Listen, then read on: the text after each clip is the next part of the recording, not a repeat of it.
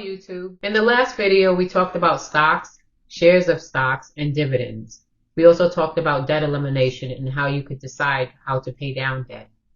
In this video, I wanted to talk about where you could buy stock from when you are ready to purchase. Stock brokerage firms that I use are Fidelity, TD Ameritrade, which has been brought out by Charles Schwab, Moomoo, Robinhood, Webull. I use Fidelity and TD Ameritrade because they are industry leaders.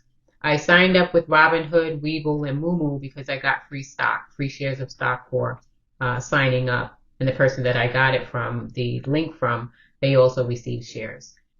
Once you decide where you will open up your brokerage account, you can decide then what type of account you will have. You can have a Roth IRA, an individual account, you could have a joint account, you could have custodial accounts for your children, you could have a cash or margin account. Depending on which type of account you open, the cash and the margin account will pay you interest, and the rate will depend on the type of account you open. In the last video, we talked about writing down your bills and your creditors so that you'll know when you have to pay, who you have to pay, and how much you have to pay. And if you've created that list of creditors, then now the method that you will choose to use, you should decide whether it's consolidation, the avalanche method, or the snowball method. Today I have 3 tips for what you should do before you even open up your brokerage account or before you start trading stocks. The first tip is create an emergency fund.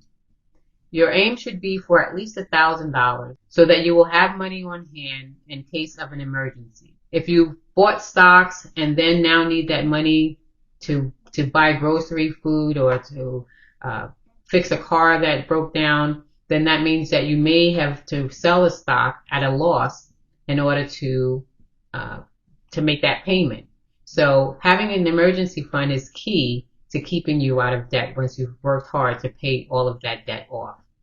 The second tip that I have is to pay more than the minimum on the loans that you have or the credit cards. If they're asking you for $50, if you could pay $51, that's at least something. But obviously if you can pay more and pay double, then you'll be out of that debt sooner.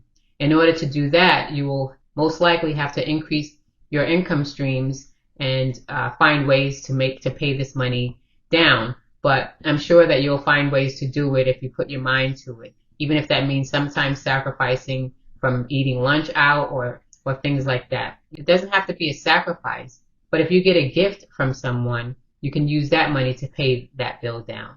We'll talk more about other ways that you can find money in order to pay down your debt. The third tip that I have is for you to pay more often than your bill is due.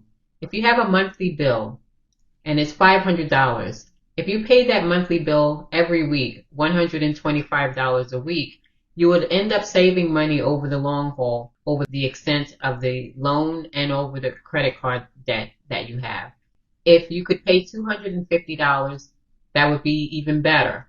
But if you didn't have $250 to pay per week, but you had $250 to pay every 2 weeks, that would even save you money over the course of the loan or the credit card debt. The more frequent you make payments, the less you will pay over the course of the entire loan or credit card debt. And this is because you're paying interest on top of interest when you wait the whole 30 days before you make the payment again. If you've made a payment of $125 and that was before it was due, you're cutting down the amount of interest that would accrue over the loan because interest is charged on a daily basis. We'll talk more about this interest in a later video. I hope the things that I've learned will help you on your journey to financial independence. And I hope you like and subscribe, and thank you for those who have already subscribed.